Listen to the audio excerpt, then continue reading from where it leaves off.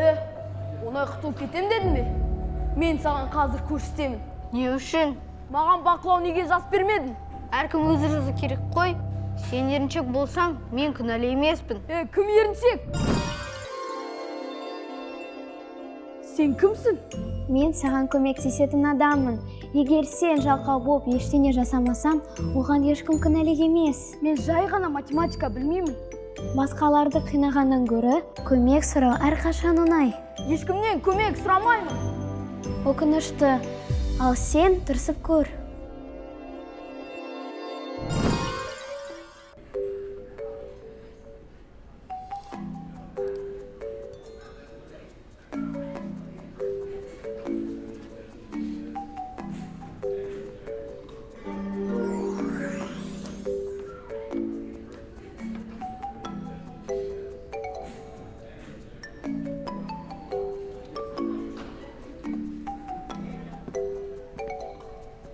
Алғыр, кешегі үшін ренжімеш.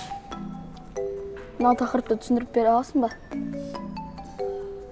Әрине, ол оп-оңай.